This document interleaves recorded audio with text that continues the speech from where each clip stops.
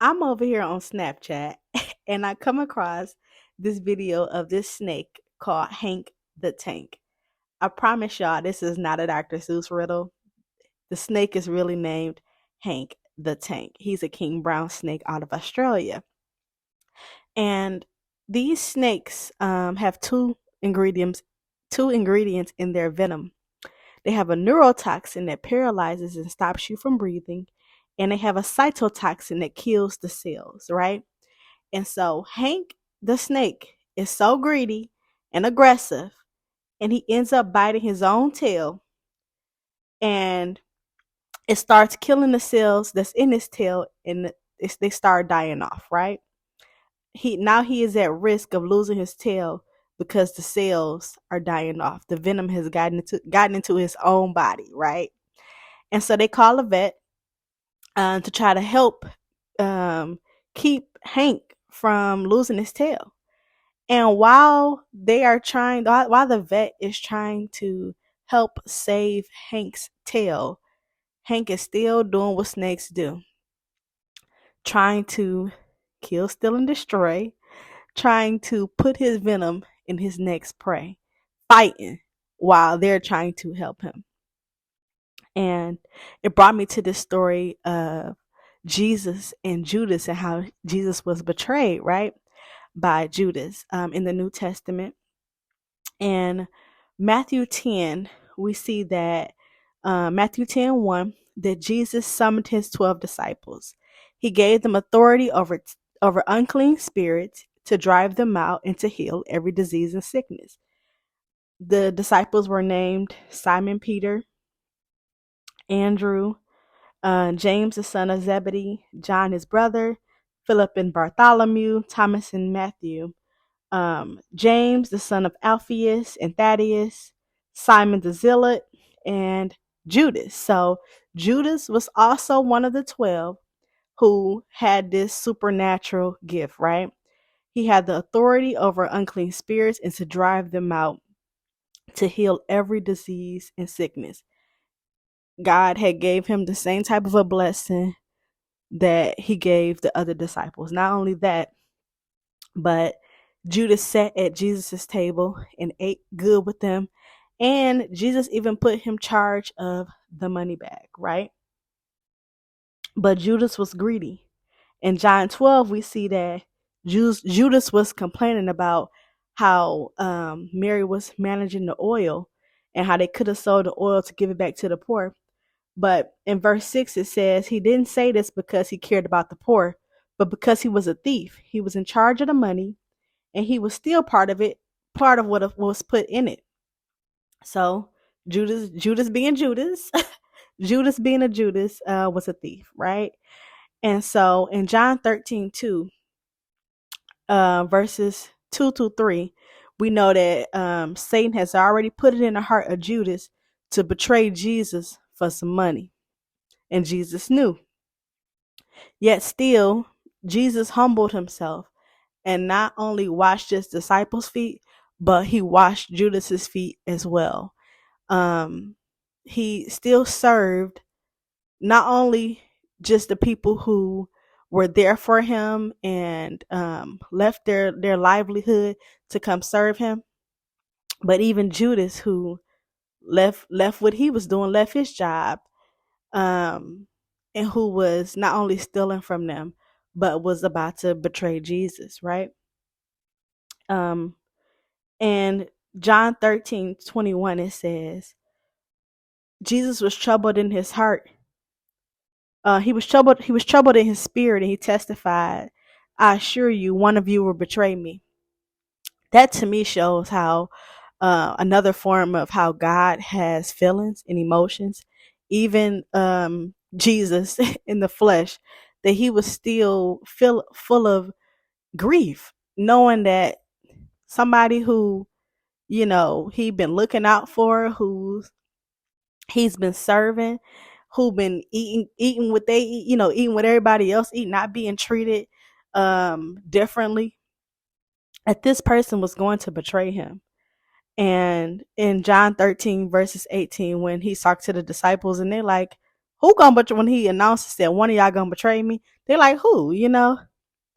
And Jesus says, the one that's going to eat my bread is who's going to betray me.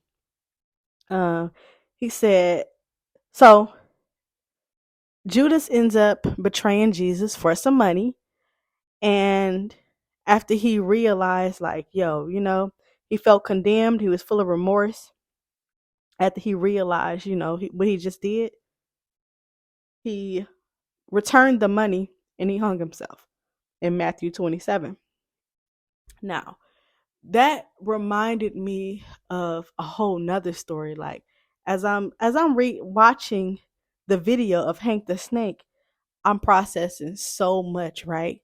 Not by not by might, not by power, but by God's spirit. I'm not capable of this on my own. But it was brought back to me, the story of Joseph, right? So for those of you who aren't familiar with the story of Joseph, it's in Genesis 37 through 45. Joseph has a dream, and he has a dream that he's going to be in this powerful position, this leadership position over his brothers and over his family. And his brothers ain't feeling the dream. They betray him. They sell him into slavery.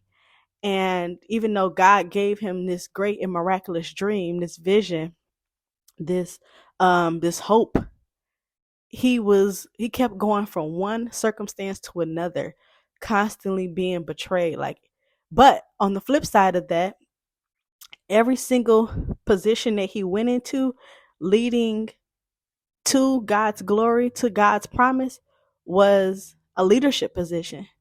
So he kept every time he was betrayed, no matter whether he was, you know, in the palace or in jail, he was always in a leadership position. Had authority over people still, and it was a training camp. It renewed my mind to see that Joseph was going through a training camp, because his eventual position was going to be leadership over his family, a covering over his family, where he could support them and make sure they had everything they needed in a time of famine. And so he kept, although he wasn't seeing God's promise, although he wasn't seeing the dream that God had gave him in fruition, God was with him every step of the way. It was humbling him, and it was training him for God's great purpose, right? Um, in Luke 6, it says, if you love those who love you, what credit is it that to you? Even sinners love those who love them. By the end of it, Joseph ended up having to forgive his brothers and bless them, make sure they had a place to stay, they had more than enough food, they lived like royalty, right? Um, but what if his heart was so angry and full of get back, wanted to betray them back? Would he have been experienced the fullness of what God had for him if he had denied them when they were in a time of famine, right? Because of what they had did to him. Luke 6:33 says, if you do what is good to those who are good to you, what credit is that to you? Even sinners do that. And if you lend to those whom you expect to receive, what credit is that to you? Even sinners lend to sinners to be repaid in full. But love your enemies, do what is good, and lend, expect nothing in return. Then your reward will be great, and you will be sons of the Most High. For he is gracious to the ungrateful and the evil. Be merciful, just as your Father also was merciful. In 1 Corinthians 1, it says, because God's foolishness is wiser than human wisdom, and God's weakness is stronger than human strength. Instead, God has chosen what is foolish in the world to shame the wise, and God has chosen what is weak in the world to shame the strong. God has chosen what is insignificant and despised in the world, what is viewed as nothing, to bring to nothing what is viewed as something, so that no one can boast in his presence. In the world, it teaches us when somebody betrays you or is your enemy, we have to cut them off, set boundaries, play get back, you know, all this different stuff. And the word literally teaches us and tells us that your reward is great if you do what God is telling you to do, right? The opposite of what the world teaches us. Because when you make a worldly decision, there are worldly consequences. But when you live by the law, God pours out his blessings and covers you in the midst of that. Just like Joseph, betrayal after betrayal after betrayal. But look at how everything worked together for the good, right? Even with Jesus, he had to go through a great betrayal and he felt grieved about it, but it had a great purpose, right? An amazing purpose that ended up covering all of us, right? Putting us in a position where not only are we forgiven of our sins, but where he pours out his spirit on us that leads us and guides us in a way that we could have never imagined, right? Um, in Romans 12, verse 1, it says, "Therefore, brothers, by the mercies of God, I urge you to present your bodies as a living sacrifice, holy and pleasing to God. This is your spiritual worship.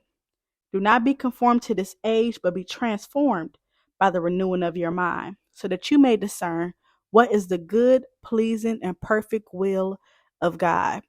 It is so humbling. Reading this and like processing all of this to get this episode together has had me like full like super. I'm already emotional.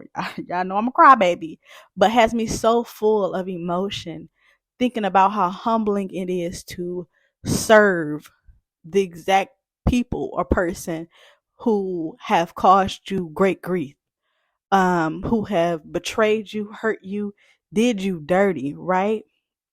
Um, but in both stories, in both the story of Joseph and in the story of Jesus, it had to happen so that the word didn't return to God void. Like it was orchestrated, right? And so there's a covering in knowing that no matter what you're facing, what your circumstances are, whatever God told you, whatever great purpose or intention he has for you, everything lighting itself up. My pastor preached today about experiencing that peace, um, great joy, um, experiencing joy through your circumstances. It's not a happiness, because happiness is fleeting. You can experience happiness in this moment, but the minute whatever made you happy, changes form, then you're no longer happy about it, right? But joy is unspeakable, right? It surpasses your understanding. It's no matter what.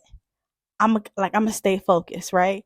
I'm gonna keep meditating on what God told me, staying focused and faithful and at peace, and know that, like Hank, you end up biting your own tail being greedy and being aggressive.